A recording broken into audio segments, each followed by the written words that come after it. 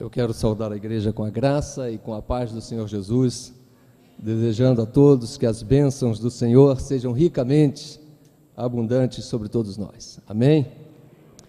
Meus irmãos, estarmos aqui é um privilégio glorioso, é um privilégio este relacionamento íntimo com Deus, já demonstrado na vinda de todos aqueles que desejaram expressar sua gratidão e também suas necessidades diante de Deus, expressado durante o dia a dia da nossa igreja, da nossa vida cristã, quando nos relacionamos em nossas necessidades e também nas nossas gratidões. Estarmos aqui na presença do Senhor faz parte do desejo ardente do coração de Deus. E eu leio com os irmãos o texto de João 17, versículos 20 e 21. Por gentileza, queira abrir a sua Bíblia em João 17, versículos 20 e 21. Este texto ele faz parte da oração sacerdotal do Senhor Jesus, intercedendo por aqueles que estavam com Ele, mas também por todos nós que viemos a crer em Sua palavra no decorrer dos anos. Diz assim a palavra do Senhor neste texto citado: Não rogo somente por estes, mas também por aqueles que vierem a crer em mim, por intermédio da Sua palavra, a fim de que todos sejam um, e como és tu, ó Pai, em mim e eu em ti, também sejam eles em nós, para que o mundo creia que tu me enviaste.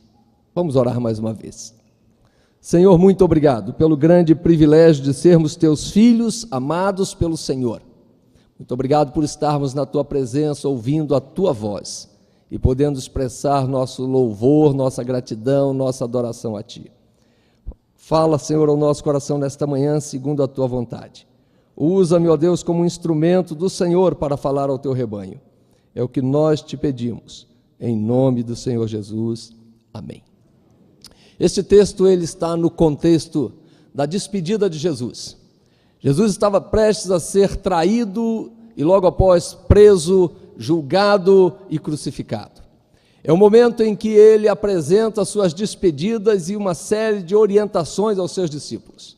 É o momento em que ele promete o Consolador. No capítulo que antecede este texto, capítulo 16, ele promete a vinda do Espírito Santo de Deus como Consolador, para que os corações fossem realmente tomados por Deus naquele momento de partida e de perda do convívio, do relacionamento físico, visual com o Senhor Jesus. Mas ele ratifica também um desejo antigo do coração de Deus. Desde o Jardim do Éden, quando Deus nos criou, ele sempre desejou este relacionamento íntimo conosco. E é sobre isso que eu quero pensar rapidamente nesta manhã com os irmãos. O nosso relacionamento mútuo é desejo do coração de Deus desde a criação, seja no sentido espiritual, no sentido vertical, e a cruz representa isso perfeitamente. E hoje, ouvindo o coral cantando aqui a respeito da cruz, quando Cristo diz, por meio da canção, quando eu levantado for na rude cruz, eu os atrairei para mim. Eu creio que o Espírito Santo de Deus vem moldando todo o programa, a liturgia do culto, para que pudesse encaixar parte a parte sobre aquilo que temos a dizer nesta manhã, em nome dele. Esta relação com Deus só é possível porque no meio desta cruz está Cristo nos unindo ao Pai, trazendo a palavra, o evangelho das boas novas até nós, ensinando-nos a amar como Ele nos amou e nos levando à sua presença. E esta relação entre nós só é possível também porque Cristo na cruz nos uniu uns aos outros, tirando toda a diferença. Na cruz não há rico, não há pobre, não há grego, não há troiano, não há brasileiro, não há senegalês, não há negro, não há branco, não há diferença nenhuma, porque em Cristo nós somos feitos um só rebanho, diante de um só pastor, somos um corpo onde diversos membros trabalham em prol da glória do Senhor. E este desejo é demonstrado desde o início da criação, quando Deus prepara todas as coisas, e após todo o tempo de preparação do mundo, de criação das coisas maravilhosas do mundo, Deus nos cria como coroa da sua criação. E passa a relacionar-se com Adão, dando-lhe orientações de como deveria proceder. Mas num dado momento, Deus percebe que não era ideal que ele permanecesse só, mas que houvesse alguém que fosse sua companheira idônea, então cria a mulher. formando aquela família inicial. Mas, infelizmente, no decorrer da viração do dia, Deus se aproxima do casal e o procura, e ao chamar-lhes, eles se escondem, porque havia acontecido algo errado. É por isso que a palavra diz que o pecado traz separação entre nós e o nosso Deus, e agora, envergonhados por terem desobedecido a Deus, eles se escondem atrás das folhagens. E Deus pergunta: Adão, Eva, onde estás? Deus bem sabia, mas agora Deus os pune e os retira da sua presença ali dentro do jardim do Éden para que não cometessem mal maior. E como fruto dessa desobediência, eles se escondem de Deus, inicia uma desarmonia entre marido e mulher, quando Adão inicialmente diz: a mulher que tu me deste, esta foi quem me deu do fruto e eu o comi. Isso se estende aos seus filhos. Após serem tirados do jardim, logo no capítulo seguinte, Deus nos mostra que Caim mata seu irmão Abel, fruto do pecado. Pois o pecado, ele vem para nos destruir, para nos tirar a paz e esta harmonia com Deus e entre nós. Mas, se isso acontece naquela família original, este pecado, este malefício do pecado se estende até nós, tal qual Romanos nos diz no capítulo 5, verso 12, assim: portanto, assim como por um só homem entrou o pecado no mundo, e pelo pecado a morte, assim também a morte passou a todos os homens, porque todos pecaram. Neste momento não há um justo sequer nesta igreja, a não ser o nosso Senhor, nosso Deus. E agora, como fica o nosso relacionamento com Deus? Deus, em todos os momentos, busca esse relacionamento, Ele não nos abandona, ao ponto de dizer em 2 Crônicas 7,14, dentre tantos outros exemplos: se o meu povo, que se chama pelo meu nome, se humilhar e orar e me buscar, e se converter dos seus maus caminhos, então eu os ouvirei dos céus, perdoarei os seus pecados e sararei a sua terra. E então o pecado que traz separação entre nós e o nosso Deus, ele é perdoado, ele é tirado pelo poder de Deus, através de Jesus Cristo, e nós temos agora plena comunhão com Deus, por meio de Jesus Cristo, nosso Senhor e Salvador.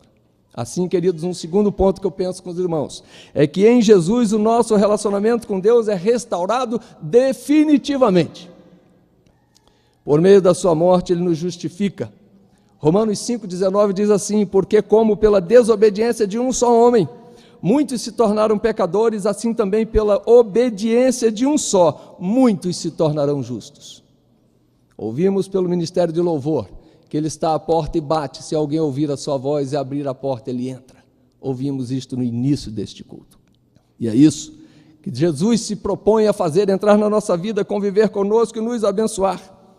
E muito além de sermos atingidos, Ele quer nos usar como instrumentos de Deus, conforme fomos desafiados neste compromisso, nesse desafio missionológico ou missionário, pelo hino que acabamos de cantar. Quando a palavra diz: ora, tudo provém de Deus, que nos reconciliou consigo mesmo por meio de quem? De Jesus Cristo. E Ele nos deu o ministério de reconciliação, a saber que Deus estava em Cristo reconciliando consigo o mundo, não imputando aos homens as suas transgressões, e nos confiou, prestemos atenção nisso, Ele nos confiou a palavra da reconciliação. Eis a razão, porque quando Jesus Cristo diz que não roga somente por aqueles, mas também por nós, para que aquele que nele crer receba a bênção, mas que também por causa da nossa unidade, da nossa união, o mundo possa ver que Jesus Cristo é o Filho de Deus e foi mandado à terra para salvar os pecadores por meio do nosso testemunho. Sim, então eu penso finalmente, irmãos, sobre algumas razões que Deus deseja, ou por que Deus deseja tão ardentemente se relacionar conosco. Primeiro, para a glória do seu próprio nome. O nosso breve catecismo, na sua primeira pergunta, ele faz a seguinte indagação: qual é o fim principal do homem? Os mais antigos certamente respondem na ponta da língua. O fim principal do homem é glorificar a Deus e gozá-lo para sempre. É isso que viemos fazer aqui nesta manhã, irmãos. Viemos ouvir o coral, viemos cantar juntamente com o Ministério do Louvor, viemos rever os irmãos, viemos aqui ouvir a palavra, mas viemos aqui glorificar a Deus e gozá-lo para sempre. É isso que nós viemos aqui, ou para isso que vivemos.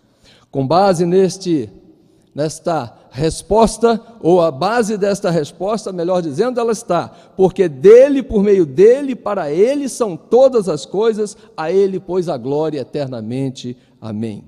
Portanto, quer comamos, quer bebamos, ou façamos qualquer outra coisa, devemos fazer para quem? Para a glória do nosso Deus.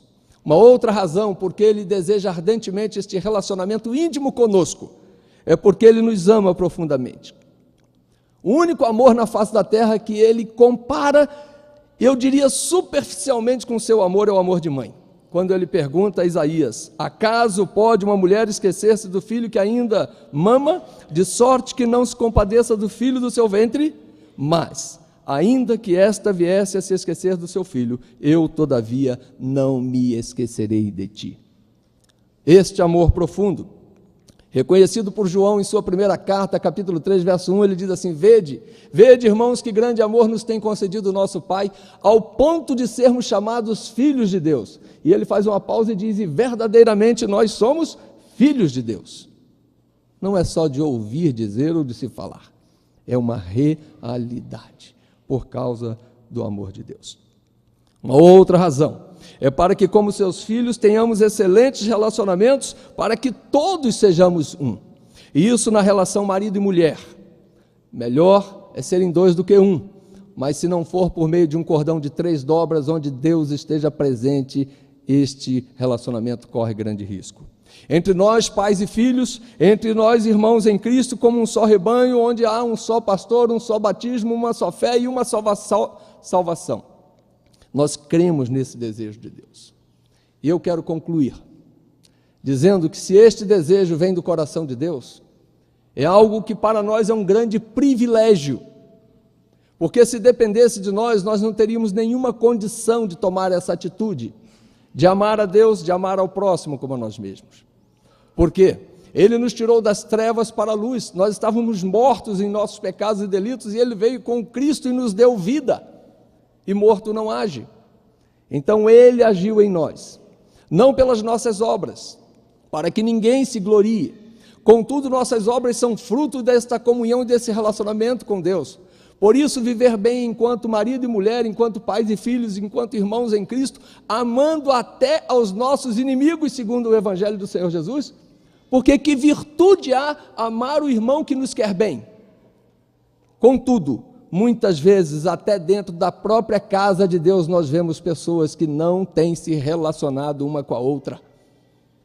E este relacionamento tem sido quebrado. Muitas vezes temos assistido e acompanhado, ou sendo até mesmo instrumento de desarmonia dentro dos nossos lares. E o Senhor não se agrada, porque o desejo do coração de Deus é que haja harmonia, que haja relacionamento íntimo com Ele e entre nós. Este é o desejo de Deus. Então, o relacionamento desejado por Deus visa também, além desta harmonia íntima, a evangelização dos perdidos, por meio do exemplo. Quando ele diz: para que o mundo creia que tu me enviaste, é exatamente isto. Esta igreja, ela deve viver em comunhão com o Senhor, construindo vidas, conforme nós temos como lema atual, como propósito atual, para que o mundo creia que Jesus Cristo é o Filho de Deus e o nosso único Salvador. Por outro lado, se há desarmonia, se há quebra de relacionamento, o nosso testemunho deixa de ser uma pedra que vem a ser pedra de construção para ser uma pedra de tropeço. Lamentavelmente, nos últimos anos, alguns segmentos religiosos, ditos evangélicos, têm se quebrado tanto, têm se separado tanto, que tem muitas vezes afastado as pessoas do desejo desse relacionamento, criando até às vezes um sentimento de que eu vivo a minha vida do meu jeito com Deus, mas não quero nenhuma relação com estes que se dizem evangélicos, cristãos, crentes, mas que vivem em choque e em guerra. A nossa unidade, proposta e desejada pelo Senhor Deus e pelo seu Filho Jesus Cristo, é com o intuito de que o mundo veja a glória de Deus em nós, o amor de Deus em nós, e também sinto o mesmo desejo de fazer parte desse rebanho do Senhor. Finalmente, somos convidados, então, a melhorar os nossos relacionamentos. Muitas vezes nos limitamos a não citar algumas pessoas que, por serem de outros segmentos religiosos, não faz parte do nosso meio, e então citá-los não cai bem. Mas Madre Teresa de Calcutá, na sua humildade, certamente como uma mulher pecadora também, mas que tinha no seu coração o desejo de uma harmonia com o próximo, ela disse: se você é gentil, as pessoas podem acusá-lo de interesseiro. Seja gentil a si mesmo. Se você é um vencedor, terá alguns falsos amigos e alguns inimigos verdadeiros. Vença a si mesmo. Se você é honesto e franco, as pessoas podem enganá-lo. Seja honesto e franco a si mesmo. O que você levou anos para construir, alguém pode destruir em uma hora ou de uma hora para outra. Construa a si mesmo. Se você tem paz e é feliz, as pessoas podem sentir inveja de você. Seja feliz a si mesmo. O bem que você faz hoje pode ser esquecido amanhã. Faça o bem a si mesmo. Se você tem relacionamento com Deus, você pode até ser criticado por alguns, mas seja uma pessoa íntima com o seu Deus. Encerro, queridos, dizendo que Ele não se cansa de bater à nossa porta para ter esse relacionamento. Eis que, mais uma vez, Jesus diz: estou à porta do seu coração, da sua vida, quer como pastores, quer como presbíteros, diáconos, líderes desta igreja, quer como membros deste rebanho, quer como aquele que nos visita nesta manhã ou que nos assiste pela internet. O Senhor está à porta do nosso coração buscando este relacionamento íntimo. Ele se propõe a fazer isso. Para isso, Ele chegou ao ponto de entregar-se na cruz, para morrer em nosso lugar e nos unir ao Senhor, nosso Deus, e uns aos outros. A nossa maior esperança é que um dia tudo que é imperfeito se tornará perfeito. Não haverá mais choro, não haverá mais rancor, não haverá mais divisões, não haverá mais quebra de relacionamento, pois estaremos no céu onde tudo eternamente é e será perfeito. Portanto, a nossa esperança em Cristo é que um dia esta unidade seja aperfeiçoada por meio da nossa entrada no céu, ou a nossa unidade seja aperfeiçoada quando da nossa entrada no céu. Que Deus o abençoe. Se você tem essa certeza, comece a viver este pedacinho do céu desde já. Se você ainda não tem esta certeza, abra o seu coração e deixe Jesus entrar, porque a única forma de termos este relacionamento com Deus está na pessoa de Jesus Cristo. Sem Jesus Cristo não há salvação. Sem em Jesus Cristo não há relação íntima, nem com Deus, nem uma relação boa relação com o seu próximo. Que Deus te abençoe. Se Deus está falando ao seu coração, se há alguma necessidade de alguma iniciativa, não deixe para amanhã. Tome essa iniciativa hoje, mas fale isso para Deus e haja em nome de Jesus. Amém? Que Deus nos abençoe. É um grande privilégio. Não se esqueça disso jamais na sua vida. Amém.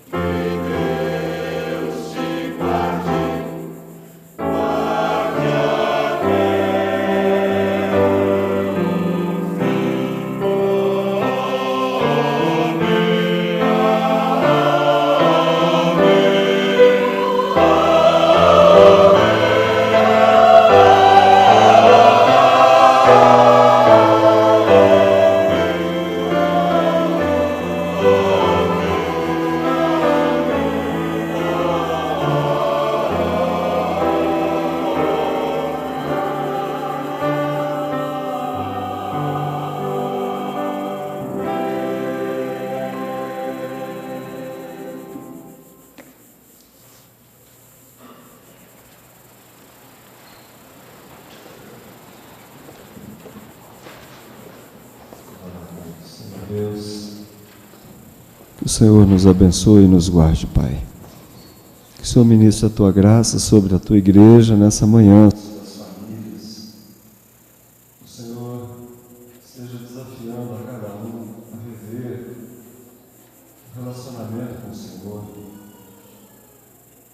E, consequentemente, o nosso relacionamento com o próximo, com as pessoas, com os irmãos. Abençoe-nos, ó Pai. Fala ao nosso coração através da escola dominical, que o Senhor edifique a nossa vida, que através do conhecimento da Tua palavra, do conhecimento do Senhor, o Senhor nos dê discernimento e sabedoria para não cometermos erros na nossa vida, buscando a vontade do nosso coração e não a vontade